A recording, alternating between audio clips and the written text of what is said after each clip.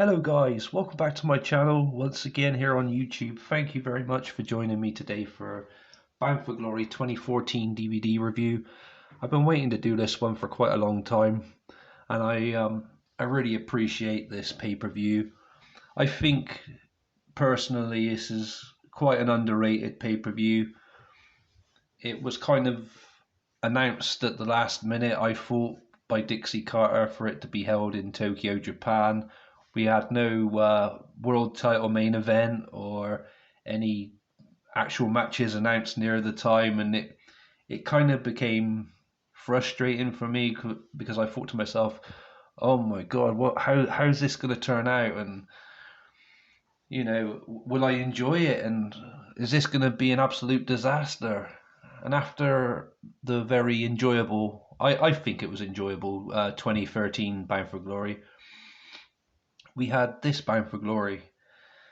So let's take a look at the artwork and I'll go into it a bit more. So I really like the artwork for this, with the Japanese kind of flag blended in with the front cover, and we have Great Sonata there and the Great Muta, both with red kind of masks or face paint or whatever you want to call it.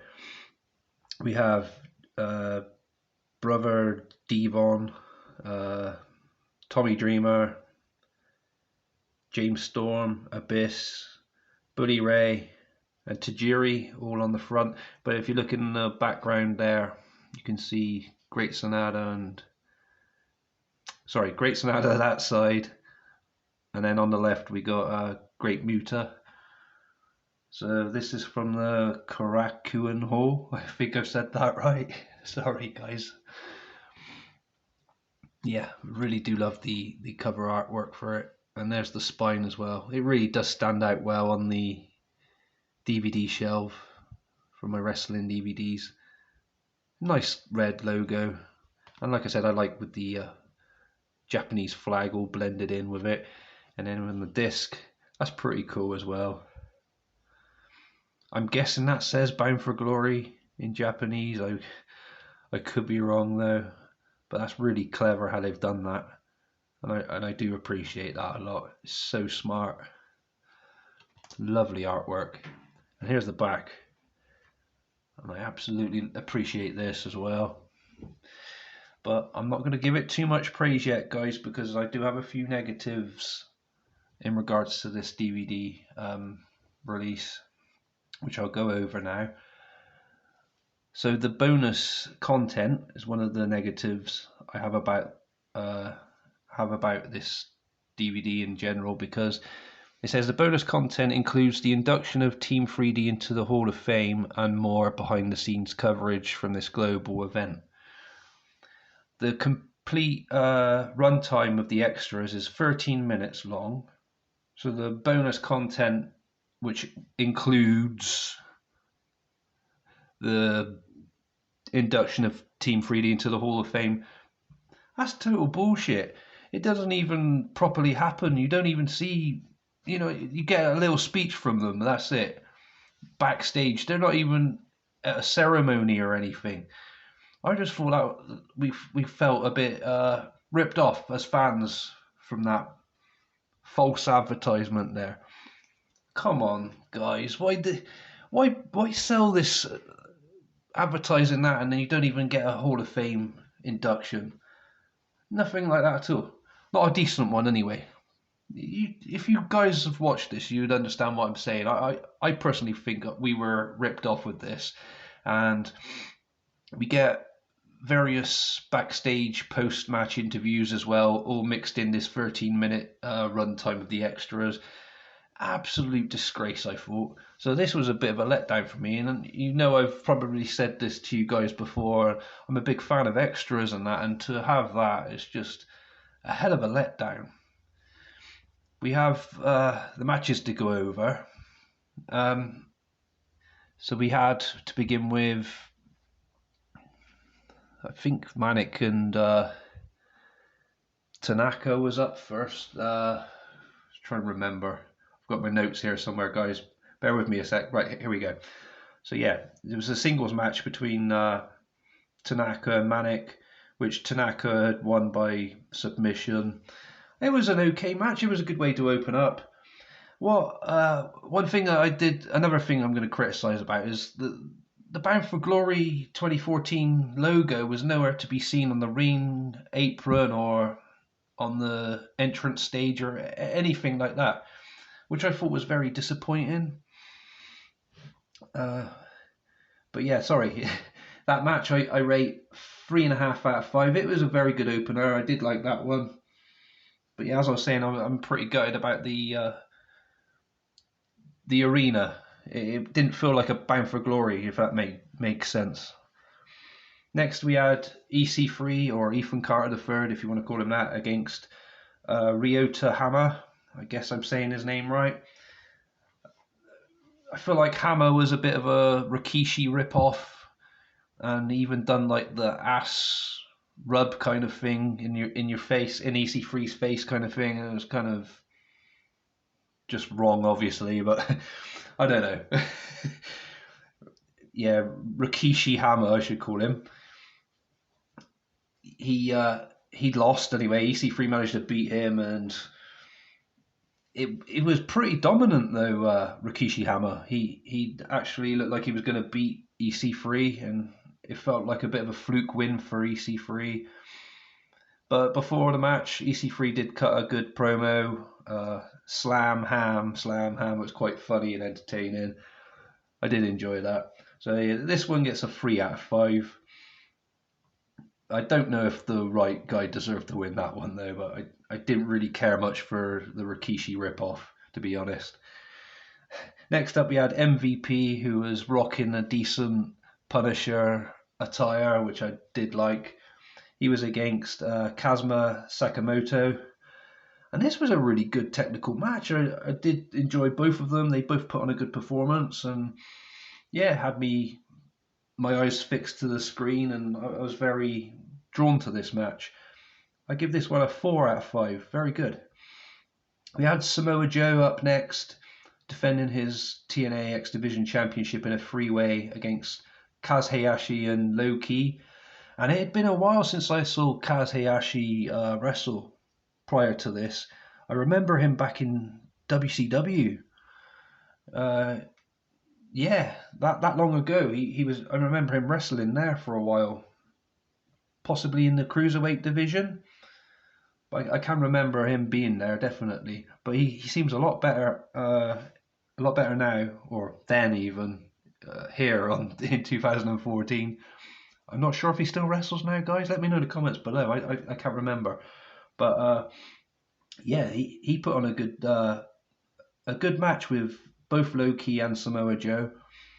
Samoa Joe managed to retain his X Division Championship by submission, but I can't remember who he tapped out now, whether it was Low Ki or Kaz Hayashi, but it was a fun match.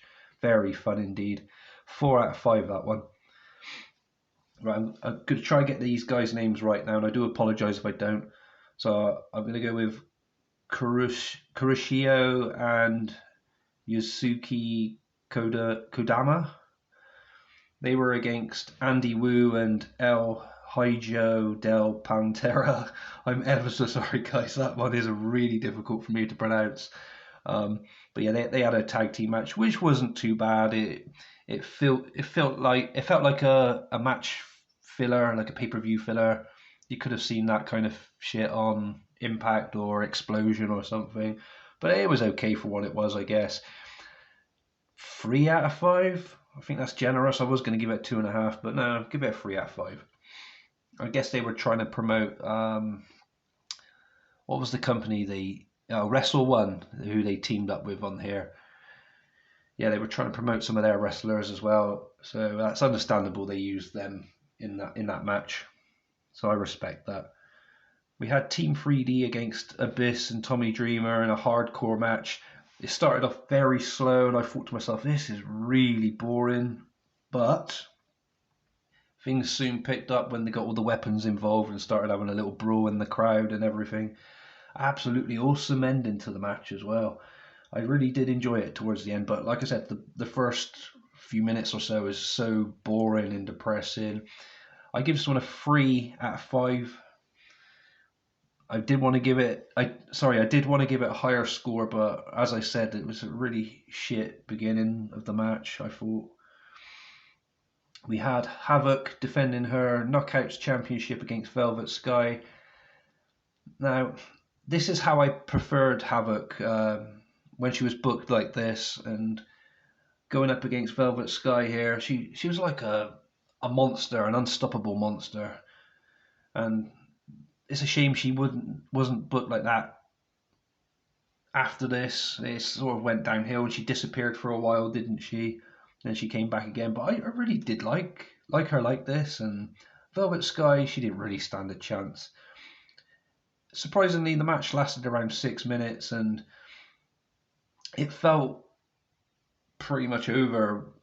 You know what I mean? Really fast. The match went fast for me, but even though it was around 6 minutes long, very dominant Havoc. Sorry guys, I don't know what else to say about that, but yeah, she was good then. I still like her wrestling now and being a part of Decay and the tag team, Knockouts tag team with Rosemary.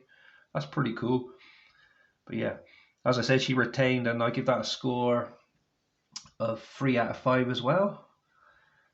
Then we had our main event, and to my knowledge, I think this is the first time and only time, I could be wrong, let me know in the comments below guys, that not only a world championship hasn't been on the line in the main event of Bound for Glory, but we had just like a standard tag team match. I just didn't get why. It kind of had the, let me try and work this out, ECW December to Dismember kind of thrown together feel about it. Do you know what I mean? That's the best way I can try and get my point across with that. And I'm not saying by any means that this pay-per-view is anything like that one, that fucking monstrosity. But no, it's just the comparison I'm trying to give to you guys of how I visualize it in my head.